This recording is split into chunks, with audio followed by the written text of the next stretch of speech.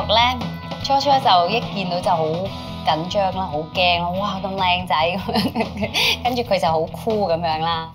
咁啊，大家又唔係好敢講嘢啦。知啦，包租婆，仲有6分鐘啊嘛嚇，你幫我 hold 住個茶餐啦。哎呀，sorry 啊。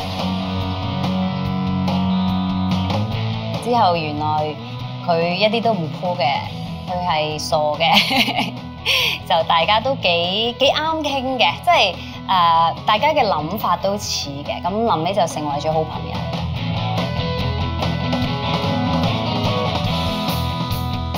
我記得有一場戲咧，咁因為拍到差唔多尾段嘅時候咧，咁大家已經好 friend。咁有一場戲我哋喺沙灘度嘅，就講緊好似即係談心咁樣啦。咁外人睇起嚟就好似哇好浪漫咁，呢兩個人咁樣。乜咁多鹽接晒角嘅？未來咯，你聽完 Josh 講邊度好玩咧，佢翻到嚟背熟晒佢話想投其所好喎。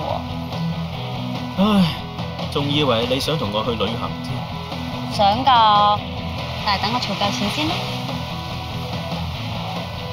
誒，堅唔堅前面嗰個島啊？不如我哋索性去嗰度玩啦。等你儲錢喎，都唔知等幾耐。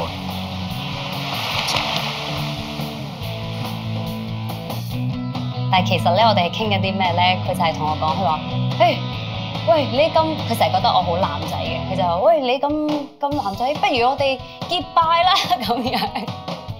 咁佢話：哇咩結拜？佢話：總之我哋就結拜。你做佢好認真嘅喎，你做張飛啦。我做劉備，跟住話。